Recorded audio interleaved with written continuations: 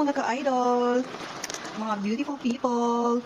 Kung niluto ko ngayon, gusto ko sanang gawin yung parang sa Bisaya pa yung humba. Humba na may patatas at saka black beans. Kasi lang, ang nabili ko na black beans guys ay iba pala yung black beans nila dito. Pero masarap pa rin.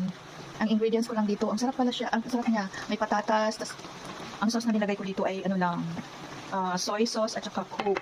Ang sarap ng lasa at saka pork cubes. Ang sarap pala niya guys. Yan ako. Tingnan niyo ang sabaw niya guys. Ang sarap ibahog yan oh.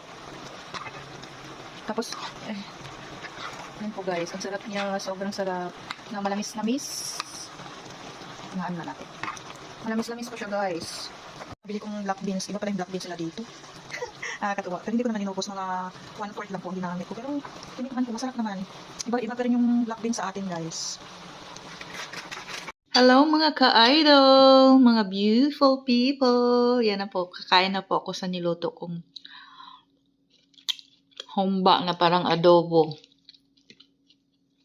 Ang sarap niya.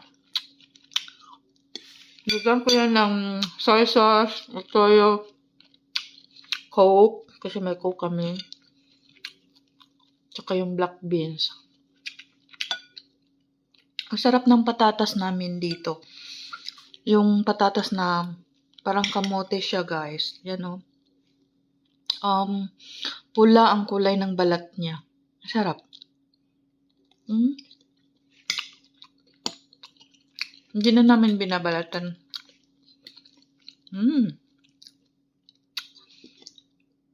Pughad siya guys. Sa Bisaya pa pughad.